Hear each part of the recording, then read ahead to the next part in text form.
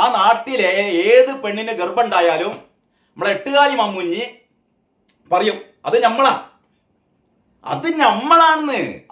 ഇതാണ് എട്ടുകാലി മമ്മൂഞ്ഞ്.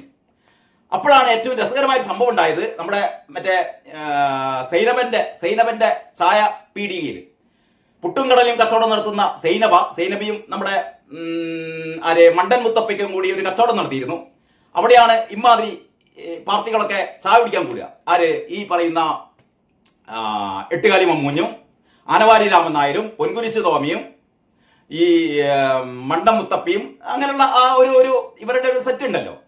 ആ സെറ്റ് ഇങ്ങനെ സംസാരിച്ചുകൊണ്ടിരിക്കുമ്പോഴാണ് ആര് പറഞ്ഞത്, അല്ല നമ്മളെ പാറുക്കുട്ടിക്ക് ഗർഭാണല്ലോ. അല്ല നമ്മളെ പാറുക്കുട്ടിക്ക് ഗർഭാണല്ലോ. ഇത് കേൾക്കാത്ത പാതിരി നമ്മളെ എട്ടുകാലി മമ്മൂഞ്ഞ് പറഞ്ഞോ, പാറുക്കുട്ടി അത് നമ്മളാണെന്ന്. അത് നമ്മളാ. ഇത് കേട്ടുടനെ അവിടെ ഭയങ്കര പൊട്ടിച്ചിരി. ആനവാരി രാമൻ നായർ അതാ നിലത്ത് കിടന്ന് ഉരുണ്ടിച്ചിരിക്കുന്നത്. പൊൻകുരിശ് സ്വാമി അതാ ബെഞ്ചിന്റെ മേലെ ചാടിക്കേറിയാണ് ചിരിക്കുന്ന. ആകെ ചിരിയും പൊട്ടിച്ചിരി. അപ്പൊ മമ്മൂഞ്ഞ് വിചാരിക്കുന്നത് എന്താ ഇറ്റിങ്ങളെന്താ ചിരിക്കുന്നത്?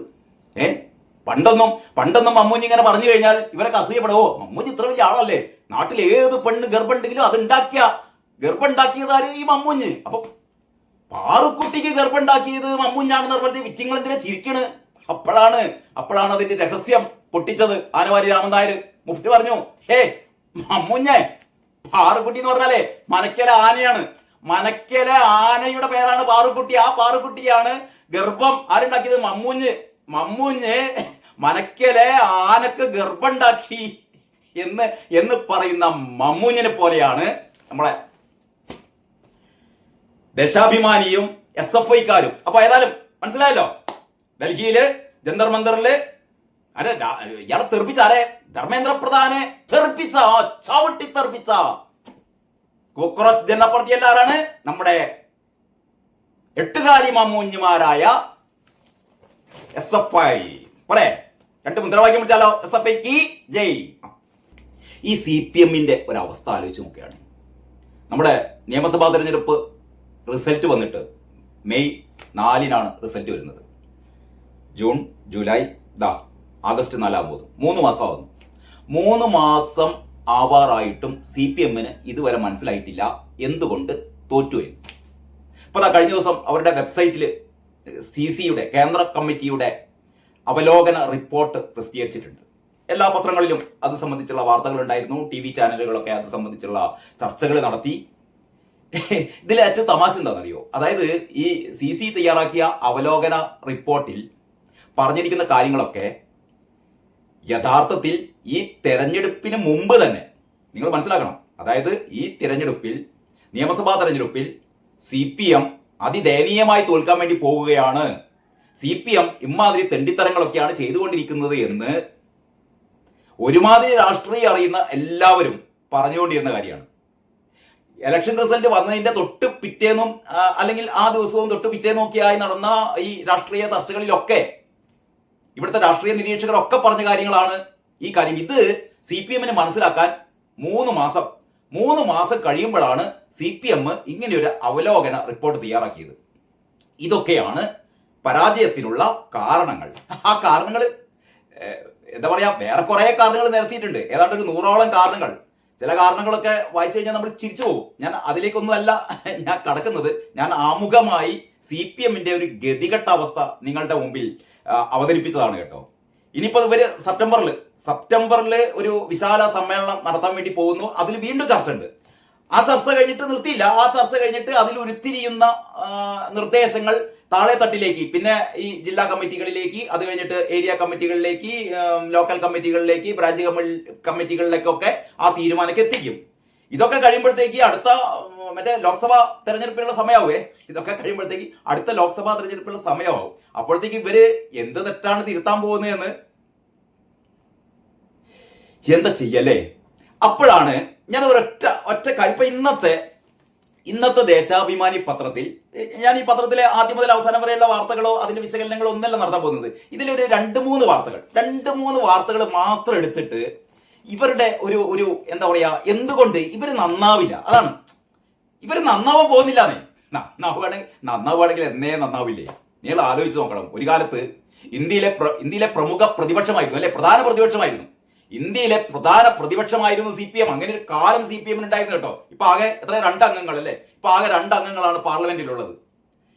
CPM കിട്ടിയ വോട്ട് ശതമാനം എന്ന് പറഞ്ഞാൽ 1%. ഇതാണ് CPM സ്ഥിതി. പക്ഷെ ഇപ്പോഴും ഇവരുടെ എന്താ പറയാ വാദങ്ങൾ എന്ന് പറഞ്ഞാൽ ഇന്ത്യ മഹാരാജ്യത്തെ മുന്നോട്ട് കൊണ്ടുപോകുന്നത് ഇവരാണെന്നാണ് പറയുന്നത്. അപ്പൊ ഏതായാലും ഇന്ന് ഒരു വാർത്ത നോക്കണേ. ഐഷിയുടെ അറസ്റ്റ് തടഞ്ഞു. അതായത് ഒരു SFIയുടെ ഒരു നേതാവ്, ഡൽഹിയിലുള്ള SFIയുടെ നേതാവായ ഐഷിയെ ഡൽഹി പോലീസ് അറസ്റ്റ് ചെയ്യാൻ വന്നു. അത് നേരത്തെ നടന്ന എന്തോ ഒരു പ്രതിഷേധ സമരത്തിന്റെ ഭാഗമായിട്ട് ഒരു അറസ്റ്റ് വാറണ്ട് ഉണ്ട് അത്രേ, അതുകൊണ്ട് അറസ്റ്റ് ചെയ്യാൻ വന്നതാണ്. അത് നമ്മളൊക്കെ കണ്ടതാണല്ലോ. അപ്പം നമ്മുടെ സഖാവ് ബ്രിട്ടു പറഞ്ഞു ഇങ്ങോട്ടേക്ക് കയറിപ്പോകരുത്. CPM ഓഫീസ് എന്ന് പറഞ്ഞാൽ ഇങ്ങോട്ടേക്ക് കയറിപ്പോകാനേ പാടില്ല. ഈ പോട്ടെ നിങ്ങൾ കയറിയല്ലോ, എന്താ പ്രശ്നം? അപ്പം പറഞ്ഞു ഈ ഐഷി സഖാവിനെ അറസ്റ്റ് ചെയ്യണം. അപ്പൊ ബ്രിട്ടു പറഞ്ഞു നിങ്ങളിപ്പോ വന്നത് മഫ്തിയിലാണ് വന്നത്, പോയി കണ്ട് കുപ്പായിട്ട് വന്നാൽ പിന്നെ നിങ്ങളെ നെയിം ബോർഡ് ബാക്കിയുള്ള കാര്യങ്ങളൊക്കെ വേണം, അതൊക്കെ ഇട്ട് വന്നാൽ നമുക്ക് അറസ്റ്റ് ചെയ്യാം. അപ്പൊ ഇത് കേട്ടപ്പോ ഈ വന്ന പോലീസുകാരി തിരിച്ചു പോയി എന്നുള്ളതാണ് നമ്മൾ വാർത്തകളിൽ നിന്നൊക്കെ മനസ്സിലാക്കുന്നത്. അപ്പം ബ്രിട്ടു ഞെട്ടിപ്പിച്ചത്രേ. അപ്പം ഇന്നലെ യഥാർത്ഥത്തിൽ സംഭവിച്ചത് നരേന്ദ്രമോദി ഞെട്ടി, അമിത്ഷാ ഞെട്ടി. കാരണം ജോൺ ബ്രിട്ടാസ് എന്ന് പറയുന്ന ഒരു എങ്ങനെ BJPക്ക് പിടിച്ചു നിൽക്കാൻ ഉന്നതതല സമിതി ചേരുന്നതാണ് കേട്ടോ. BJPയുടെ ഉന്നതതല സമിതി ചേരുകയാണ്. എങ്ങനെ നമുക്ക് മുന്നോട്ട് പോകണമെങ്കിൽ ബ്രിട്ടാസ് എന്ന് പറയുന്ന ഒരു മനുഷ്യൻ ഞെട്ടിപ്പിക്കുന്നു ഞങ്ങളെ. ഇതാണ് BJPയെ ആകെ എന്താ ചെയ്യ. അല്ല ഇങ്ങനെയൊക്കെ ഞാനിപ്പോ പറഞ്ഞ ഈ കാര്യങ്ങളൊക്കെ ചർച്ച ചെയ്യുന്ന കുറെ അന്തംഗമ്മികൾ നമ്മുടെ നാട്ടിലുണ്ട്. ഇവര് ഇന്നലത്തെ ചർച്ചയ്ക്ക് അറിയാം. നമ്മളെ ബ്രിട്ടു എന്താ സംഭവം എന്നറിയാം. ഞെട്ടിപ്പിച്ചില്ലേ? ആരെ ഞെട്ടിപ്പിച്ച്? ഡൽഹി പോലീസിനെ ഞെട്ടിപ്പിച്ചു. ഇവിടെ 2 പാവം ഒരു പോലീസുകാരത്തി, അവര് മറ്റെന്തോ കോടതിയിൽ എന്തോ ഒരു റിപ്പോർട്ടിങ്ങിന് പോയതാണ്. അപ്പോഴാണ് അവർക്കൊരു ഉന്നതതല നിർദ്ദേശം കിട്ടുന്നത്, പോയി കണ്ട് ഈ ഐഷിനെ പിടിക്കണം എന്ന് പറഞ്ഞ പ്രശ്നം CPM ഓഫീസിലേക്ക്. CPM എന്ന് പറഞ്ഞാൽ ആളില്ലാത്തൊരു പാർട്ടി, ഡൽഹിയിൽ ആളില്ലാത്ത ഒരു 4-5 ആൾക്കാരുള്ള പാർട്ടിയിലെ ആ ഐഷിനെ പോയി പിടിക്കാന്ന് പറഞ്ഞ ഒരു പ്രശ്നമില്ല. അവിടെ കയറി ചെന്നതാണ്. എന്തോ കഷ്ടകാലത്തിന് അവിടെ ബ്രിട്ട് ഉണ്ടായിരുന്നു. അപ്പോഴാണ് ബ്രിട്ട് പറഞ്ഞു ഞാൻ MP ആണ്. എന്റെ വിചാരം MP എന്ന് പറഞ്ഞാൽ അത് കേട്ടാൽ ഇവർ മുഴുവൻ പേടിക്കുന്നതാണ്. ആ പോലീസുകാരി ഈ പറയുന്ന ഈ മണ്ടനോട് വർത്താനം പറഞ്ഞിട്ട് കാര്യമില്ല. കാരണം നമുക്ക് വിവരമുള്ള ആൾക്കാരോട് കാര്യങ്ങൾ പറഞ്ഞ് മനസ്സിലാക്കാം, മണ്ടന്മാരോട് കാര്യങ്ങൾ പറഞ്ഞിട്ട് മനസ്സിലാക്കാൻ പറ്റില്ല. അങ്ങനെയാണ് അവർ തിരിച്ചു പോയത്. അപ്പൊ അതും മറ്റൊരു കഥയെ. അപ്പൊ അതിന്റെ വാർത്തയാണ് ഇന്ന് ദേശാഭിമാനിയുടെ മെയിൻ സ്റ്റോറി. അപ്പൊ ഇത് നമുക്ക് ആലോചിച്ച് നോക്കിയാലോ. ദേശാഭിമാനി എന്ന് പറയുന്നത് പാർട്ടിയുടെ CPMന്റെ ഔദ്യോഗിക പത്രമാണ്, ശരിയാണല്ലോ. എന്തൊക്കെ ജനകീയ പ്രശ്നങ്ങൾ ഇവിടെ ഉണ്ട്. ഇന്നത്തെ ഏറ്റവും വലിയ പ്രശ്നം ഐഷിയുടെ അറസ്റ്റ് തടഞ്ഞു.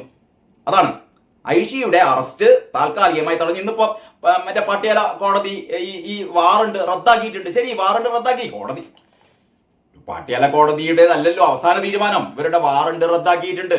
ശരി, ഇവരാഘോഷിച്ചോട്ടെ, അതൊന്നുമല്ല കാര്യം. ഇവര് വാർത്ത കൊടുത്ത എങ്ങനെയാണെന്നറിയോ? ഭയങ്കര തമാശയാണ്. അതായത് കേന്ദ്രത്തിന് പ്രഹരം, കേന്ദ്രമാകെ പ്രഹരം കൊണ്ട് വീണ് കിടക്കുകയാണ് അത്രേ. നരേന്ദ്രമോദി രാജിവെക്കാൻ പോവുകയാണ്.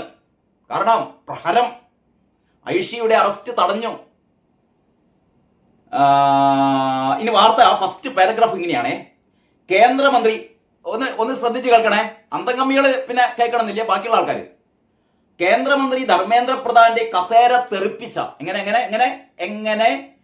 കേന്ദ്രമന്ത്രി ധർമ്മേന്ദ്ര പ്രധാന്റെ കസേര തെറിപ്പിച്ച നീറ്റ് പ്രക്ഷോഭത്തിന് ചുക്കാൻ പിടിച്ച, ശ്രദ്ധിക്കണം, നീറ്റ് പ്രക്ഷോഭത്തിന് ചുക്കാൻ പിടിച്ച എന്ന് പറഞ്ഞാൽ അതിന് നേതൃത്വം നൽകിയ SFI അഖിലേന്ത്യാ ജോയിന്റ് സെക്രട്ടറി ഐഷി ഘോഷിനെ വേട്ടയാടിയ ഡൽഹി പോലീസിന് കോടതിയിൽ തിരിച്ചടി. അപ്പൊ നിങ്ങൾ ഇതുവരെ സാധാരണ പറയല്ലേ, ഇതുവരെ കുടിച്ചതൊന്നുമല്ല കള്ള്, ഇനി കുടിക്കാൻ പോകണതാണെന്ന് പറഞ്ഞ മാതിരി നിങ്ങളൊക്കെ ഇതുവരെ എന്താ വിചാരിച്ചത്? ഡൽഹിയില് ജന്തർ മന്ദറിൽ നടന്ന ഈ നീറ്റ് പ്രക്ഷോഭവുമായി ബന്ധപ്പെട്ട പ്രക്ഷോഭം നേതൃത്വം നൽകിയത് CJP ആണെന്നല്ലേ, കോക്രോച്ച് ജനതാ പാർട്ടി ആണെന്നല്ലേ, മറ്റേ എന്താ പറയാ അഭിജിത്ത് ദീപ് സൗരവ് ദാസ് തുടങ്ങിയ ഘടാഘടിയന്മാരൊക്കെ ആണെന്നല്ലേ നിങ്ങൾ വിചാരിച്ചത്? അല്ലാന്നേ, നമ്മളെ പെൺകുട്ടിയല്ലേ. ഏത് പെൺകുട്ടി? ഇതാ ചുക്കാൻ പിടിച്ചത് ആ സമരത്ത്. എന്റെ മക്കളെ, ദീപ് കെ കേൾക്കണ്ട കേട്ടോ, അഭിജിത്ത് ദീപ് കെയും സൗരവ് ദാസും ഇത് കേൾക്കണ്ട, നിങ്ങൾ വെച്ചേക്കില്ല കേട്ടോ.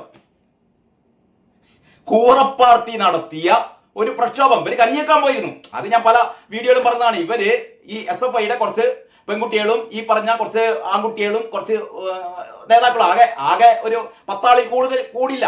ഇവര് പോയി കണ്ട് ഈ പറയുന്ന സമരം ചെയ്യുന്ന കൂറ പാർട്ടികൾക്ക് കഞ്ഞി വെച്ച് കൊടുത്തിരുന്നു. അത് നമ്മൾ കണ്ടതാണ്. അവിടെ പോയി കണ്ട് അതാണ് ഇവരാകെ ചെയ്തത്. പക്ഷെ ദേശാഭിമാനി പറയുന്നത് ആ സമരത്തിന്റെ ചുക്കാൻ, ഈ ചുക്കാൻ എന്ന് പറഞ്ഞാൽ വേറെ വല്ല സാധനം എനിക്കറിയില്ലേ. നമ്മൾ സാധാരണ നമ്മുടെ മലയാളത്തിൽ ഒരു പ്രയോഗമാണ്. അതിന് ചുക്കാൻ പിടിക്കുക എന്ന് പറഞ്ഞാൽ അതിന് നേതൃത്വം കൊടുക്കുക എന്നാണ് ഞാൻ മനസ്സിലാക്കിയ ഒരു മലയാളം, അല്ലേ? ഒരു പ്രക്ഷോഭ സമരത്തിന് ചുക്കാൻ പിടിച്ചത് എന്ന് പറഞ്ഞാൽ അങ്ങനെയാണല്ലോ. ഒരു വള്ളംകളിയിലോ അല്ലെങ്കിൽ അത്തരത്തിൽപ്പെട്ട ഒരു ബോട്ട് റേസിലൊക്കെ ചുക്കാൻ പിടിക്കുക എന്ന് പറഞ്ഞാൽ അതാണ് അതിന്റെ നിയന്ത്രണം. അപ്പൊ അതിന്റെ നിയന്ത്രണം SFIക്കായിരുന്നു. SFIയുടെ ആർക്ക്, നമ്മുടെ ഡബിൾ റഹീമിന്റെ പേരൊക്കെ പറയാം, പിന്നെ നമുക്ക് മനസ്സിലാക്കട്ടോ. അല്ല, ഇത് ഐഷി ഘോഷിനായിരുന്നു അത്രേ ഇതിന്റെ. പിന്നെ ഇവരുടെ അഭിജിത്ത് ദീപ് കെയും സൗരവ് ഗാംഗുലിക്ക് അവിടെ ഇങ്ങനെ എന്താ പറയാ, ഇങ്ങനെ പാറ്റകളെ പോലെ പാറി നടക്കുന്നുണ്ടായിരുന്നു. നമ്മളെ സമരം നടത്തിയത് ആരാണ്? ഐഷി ഘോഷാണ്. എല്ലാവർക്കും മനസ്സിലായില്ലേ? അപ്പൊ ഇനി കൂറകളല്ല, സമരം നയിച്ചത് ആരാണ്? ഇതിനാണ് വൈക്കം മുഹമ്മദ് ബഷീർ പണ്ടേ പറഞ്ഞിട്ടുണ്ട്, അങ്ങനെ ഒരു കഥാപാത്രത്തെ അദ്ദേഹം സൃഷ്ടിച്ചിരുന്നു, അല്ലേ? എല്ലാവർക്കും അറിയാം. എന്താ പറയാ, എട്ടുകാലി മമ്മൂഞ്ഞ്, അങ്ങനെ ഒരു കഥാപാത്രത്തെ അനശ്വരനാക്കിയ വൈക്കം മുഹമ്മദ് ബഷീറിനെ ഞാൻ ഓർത്തു പോവുകയാണ് കേട്ടോ. എന്താണ് അത്? നമ്മളാ. കാരണം ആ നാട്ടില് അങ്ങനെയാണ്. ബഷീർ എങ്ങനെയാണ് നിങ്ങൾക്ക് എല്ലാവർക്കും അറിയുന്നതാണ്. എങ്കിലും ഒന്നുകൂടി കേട്ടോ, രസമുള്ള കഥയല്ലേ.